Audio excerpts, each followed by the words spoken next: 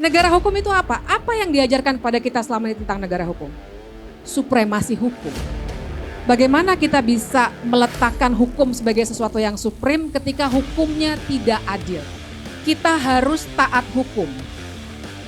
Tapi kita tidak pernah diberikan ruang untuk mempertanyakan apakah hukumnya adil atau tidak.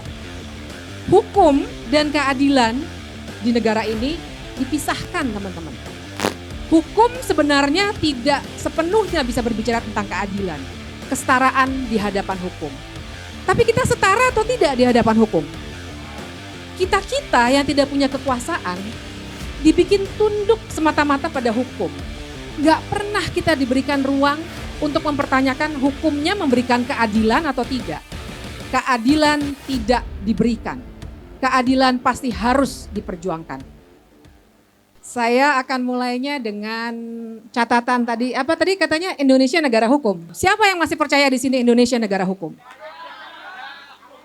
Negara hukum itu apa sih? Negara hukum itu apa? Apa yang diajarkan kepada kita selama ini tentang negara hukum? Supremasi hukum.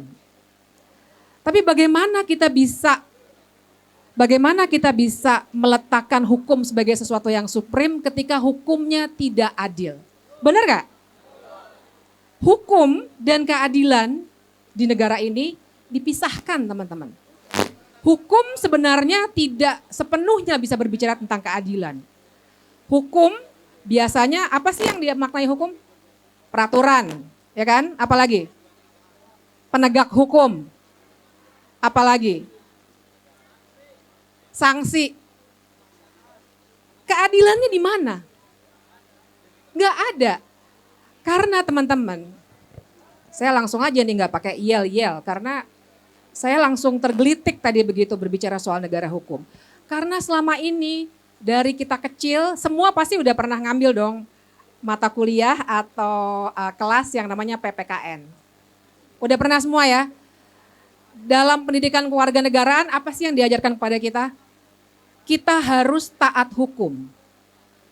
Tapi kita tidak pernah diberikan ruang untuk mempertanyakan apakah hukumnya adil atau tidak. Enggak pernah kita diberikan ruang itu. Apalagi kalau kita berbicara negara hukum. Kita juga akan berbicara soal kesetaraan di hadapan hukum. Tapi kita setara atau tidak di hadapan hukum? Tapi apa yang terjadi? Orang-orang berani berbicara karena mereka punya kekuasaan. Kita yang tidak punya kekuasaan dibikin tunduk semata-mata pada hukum. Nggak pernah kita diberikan ruang untuk mempertanyakan hukumnya memberikan keadilan atau tidak. Teman-teman yang sering saya bicarakan tuh belakangan ini soal yang namanya autocratic legalism. Pernah dengar gak? Autocratic legalism. Legalisme autokratik. Legalisme yang sebenarnya membuat kita semua tunduk pada hukum, tapi sebenarnya hukumnya dibuat hanya untuk memperbesar kekuasaan. Demokrasi kan soal akuntabilitas. Demokrasi itu kita berbicara soal warga. Orang-orang yang memegang kekuasaan harusnya takluknya pada kita sebagai warga. Caranya adalah dikasih sistem untuk akuntabilitas. Tapi dengan cara pandang bahwa hukum bisa dibuat oleh kekuasaan, apa yang terjadi? Semua sistem itu dibuat untuk membuat kekuasaan tidak bisa dikontrol. Ada 4 hal yang paling tidak kita bisa lihat yang sudah dimatikan oleh hukum yang memihak pada kekuasaan. Apa aja tuh 4 tuh kira-kira? 1, Mahkamah Konstitusi. Pada ngikutin nggak putusan Mahkamah Konstitusi yang dibuat oleh Paman yang kemudian membuat Gibran bisa maju sebagai cawapres. Tapi itu bukan satu-satunya, teman-teman. KPK. Kenapa KPK bisa jadi seperti sekarang yang bahkan pimpinannya yang sebenarnya sangat-sangat bermasalah itu ternyata baru bisa diganti tahun depan. Putusan MK juga. Kenapa para pejabat yang sekarang lagi nyapres dan nyawapres tidak perlu mundur? Putusan MK juga. MK 1. Yang kedua kira-kira apa? DPR. DPR itu teman-teman sekarang lembaganya ada. Tapi apakah mereka membuatkan hukum yang berpihak pada kita? Apa aja coba produknya? Undang-undang Cipta Kerja, Undang-undang Ibu Kota Negara Nusantara, Undang-undang apa lagi? Hah? ITE, oh iya, Undang-undang ITE udah pada tahu belum? Berubah, tapi sebenarnya nggak ada yang berubah. Sama aja jahatnya. Kedua, apa yang ketiga? Yang ketiga adalah KPK yang dibunuh pada 2019. Teman-teman, KPK itu bukan semata-mata penegak hukum. KPK itu sebenarnya alat untuk membuat para penguasa bisa bertanggung jawab. Dibunuh 2019. Ada 5 orang pelajar dan mahasiswa yang mati waktu itu. Apa mereka peduli? Enggak. KPK tetap seperti yang sekarang. Tapi yang terakhir teman-teman, apa yang dibunuh?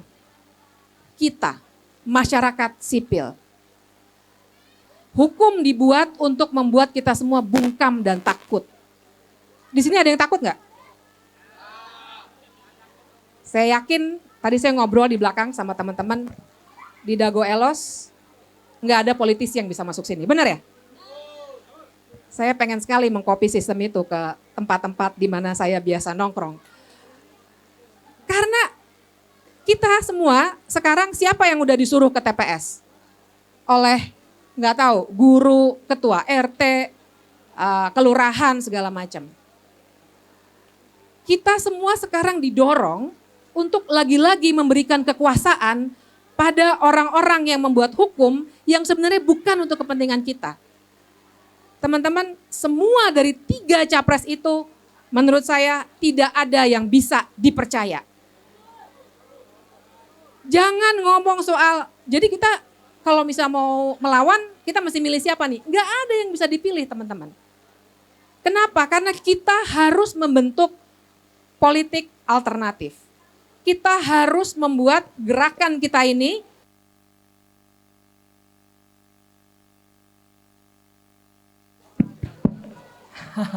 pembungkaman.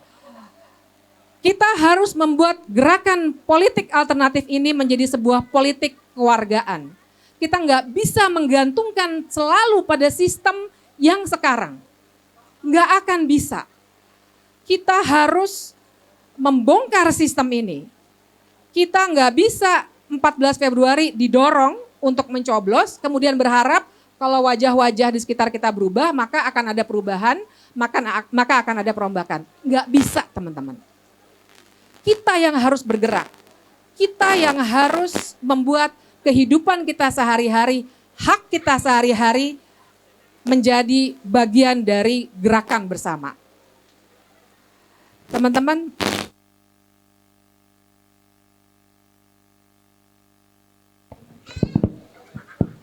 kita semua sekarang harus membicarakan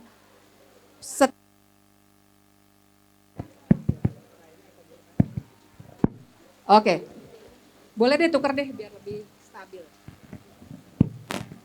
Kita di sini tidak ingin membicarakan semata-mata Februari 2024. Kita di sini mau membangun suatu gerakan yang jauh lebih besar daripada Februari 2024. Kita di sini ingin membangun suatu politik kewargaan yang membuat kita semua harus bergerak ketika melihat ketidakadilan dimanapun.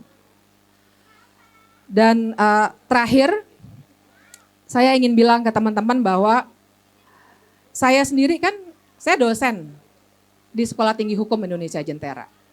Dan saya sering kali ditanyakan, kenapa sih kamu itu kalau berbicara soal hukum justru malah mengajak orang-orang untuk melawan hukum. Saya bilang, saya bukan mengajak orang untuk melawan hukum. Saya mengajak orang-orang untuk membicarakan keadilan, bukan membicarakan hukum. Karena hukum tidak sama dengan keadilan. Kita yang harus merebut keadilan itu. Kita nggak bisa semata-mata bergantung pada sistem, nggak bisa semata-mata bergantung pada orang-orang yang mungkin nanti, mungkin sebagian dari kita akan pilih pada 14 Februari 2024. Nggak bisa teman-teman. Partisipasi politik kita digiring 14 Februari untuk memilih, Tapi setelah itu apa yang terjadi kalau mereka sudah terpilih? Kita mau ketemu mereka bisa nggak? Kita sekarang minta transparansi dari apa yang dilakukan oleh polisi di Dago Elos. Bisa nggak? Nggak bisa. Kita mau minta supaya rancangan KUHP di stop. Bisa nggak? Nggak bisa. Kita minta perubahan undang-undang ITE. Dikasih nggak? Dikasih, tapi isinya bohong teman-teman. Suara kita dimanipulasi. Dan itu yang harus kita ganti. Kita harus membangun gerakan bareng-bareng supaya kita bergerak dalam konteks politik keluargaan. Kita nggak bisa lagi bergantung pada institusi-institusi yang sekarang sudah ada, kemudian hanya berharap mengganti orang-orangnya, dan kemudian kita menggantungkan diri pada kebaikan hati orang-orang itu. Keadilan tidak diberikan, keadilan pasti harus diperjuangkan.